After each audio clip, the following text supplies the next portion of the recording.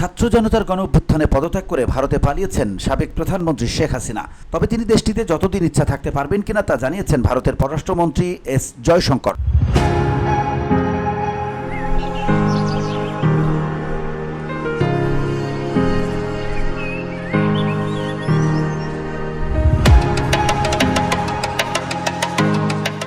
একটি লিডারশিপ সামিটে এনডিটিভির সিইও এবং এডিটর ইন চিফ রাহুল কানওয়ালের সঙ্গে আলাপকালে এ বিষয়ে কথা বলেন তিনি। যতদিন চান হাসিনা ভারতে থাকতে পারবেন কিনা জানতে চাইলে জয়শঙ্কর বলেন, এটি ভিন্ন বিষয়, তাই না? তিনি এখানে একটি নির্দিষ্ট পরিস্থিতিতে এসেছিলেন। আমি মনে করি সেই পরিস্থিতি স্পষ্টতই তার সাথে যা ঘটে তার একটি কারণ। কিন্তু আবারও বলছি, এটি এমন একটি বিষয় যেখানে তাকে নিজের সিদ্ধান্ত নিতে হবে।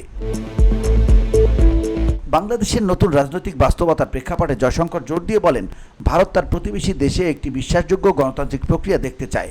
তিনি বলেন, বাংলাদেশে যারা এখন ক্ষমতায় আছেন তারা অতীতের নির্বাচনী প্রক্রিয়া নিয়ে আপত্তি তুলেছেন। যদি সমস্যা নির্বাচন হয় তবে প্রথম কাজ হবে একটি সুষ্ঠু নির্বাচন নিশ্চিত করা।